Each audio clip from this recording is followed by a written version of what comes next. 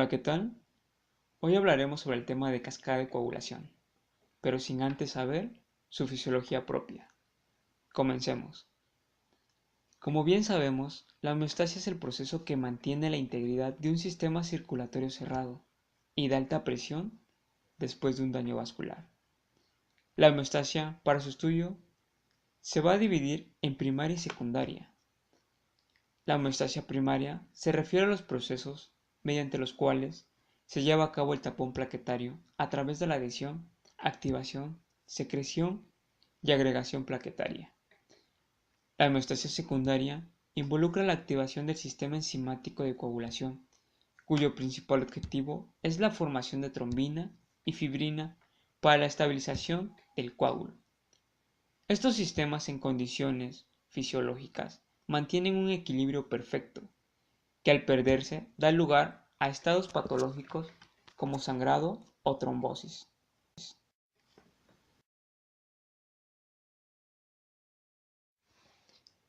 Bien, como mencionábamos, la homeostasia primaria es el proceso de formación del tapón plaquetario, iniciado ante una lesión vascular, llevándose a cabo una estrecha interacción entre el endotelio y la plaqueta.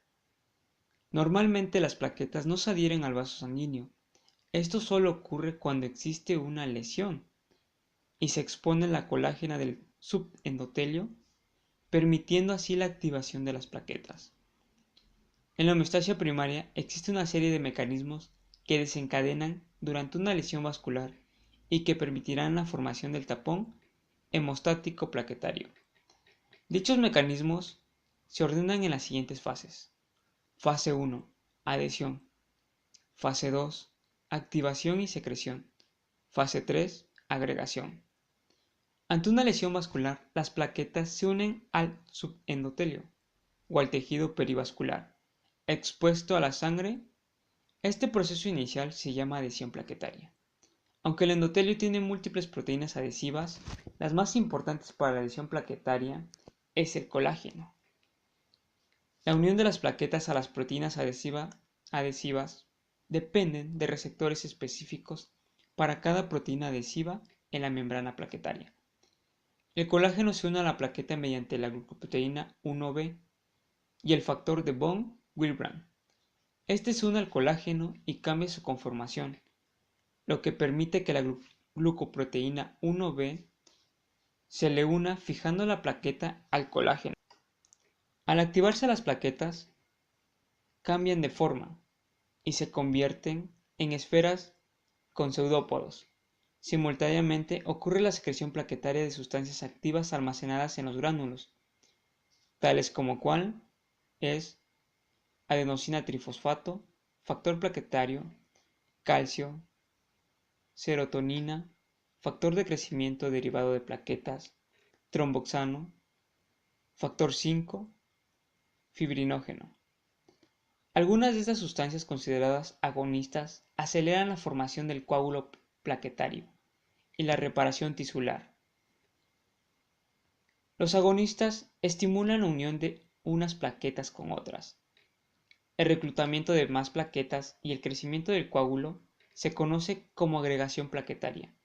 En este punto, el coágulo es una masa de plaquetas degranuladas, empacadas estrechamente y rodeadas de muy poca fibrina. Para la agregación se requiere fibrinógeno y su receptor de la glucoproteína 2b y 3a. La membrana de las plaquetas activadas también ofrece el ambiente ideal para acelerar la generación de fibrina, al proveer de fosfolípidos necesarios para la formación del coágulo definitivo, principalmente una lipoproteína, denominada factor plaquetario 3. Además, la membrana plaquetaria activada tiene otros fosfolípidos, ligandos, para los factores 5A, 8A, 9A y 10A, que acelera y localiza la activación del factor 2 y 10 en el sitio de la lesión vascular y protege al factor 10A de la inhibición por antitrombina 3. Como bien sabemos, la homeostasia secundaria comprende la activación del sistema de coagulación y de acuerdo con el modelo celular se divide en tres fases: iniciación, amplificación y propagación. Cascada de la coagulación en modelo celular. El modelo clásico de la coagulación, propuesto hace más de 40 años, separa las fases celular y humoral de la coagulación, consiguiendo así el proceso en dos fases, que son la intrínseca y la extrínseca, que al final tendrá una finalización en la vía común.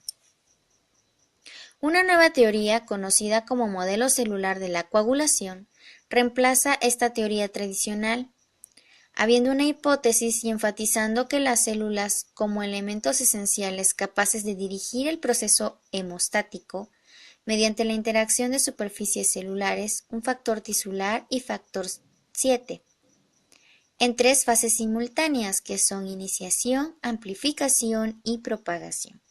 A continuación, les explicaré detalladamente cada una de las fases. Fase 1. Iniciación. En esta, el factor 12, que se liberará y contactará en sangre, activará factor 7. Este, a su vez, activará 2, incluyendo el factor 9, que se quedará activado. Por otro lado, activará complejo tenaza. Este activará factor 10 y, a su vez, activará el inhibidor de factor tisular. El factor 10 se va a unir a su cofactor, que será 5, creando así el complejo protrombinasa. Este activará el factor 2, que es protrombina, desactivado, y al activarse generará la trombina. Fase 2. Amplificación.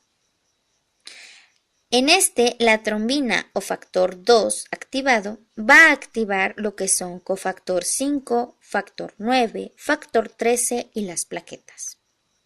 Estos en conjunto activarán 2, que son el factor 8, que continuará en la siguiente fase, y el factor van der Waals, que se unirá al plasma y ahí permanecerá. Fase 3. Propagación. Empezará con el cofactor 8, que se pegará a factor 9, que ya se había activado previamente en la fase 1 con el complejo tenaza. Activará la superficie de plaquetas. Estas formarán el complejo tenaza que activarán al factor 10, que se juntará al cofactor 5 para activar el complejo protrombinasa, que activará el factor 2 desactivado, que es protrombina, transformándolo en trombina, y este activará el factor 1, que desactivado es fibrinógeno, para formar la fibrina, concluyendo así la cascada de la coagulación en un modelo celular.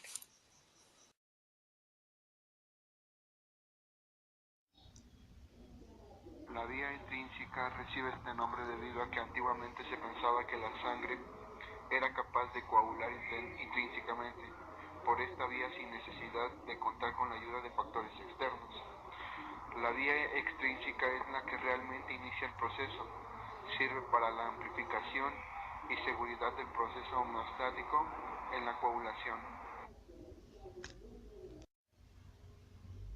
La vía común es el punto de la cascada de coagulación en el cual convergen tanto la vía extrínseca como la vía intrínseca. En esta vía es la formación del factor 10. La trombina y la fibrina constituyen la vía común. La conversión de protrombina a trombina se da por el factor XA.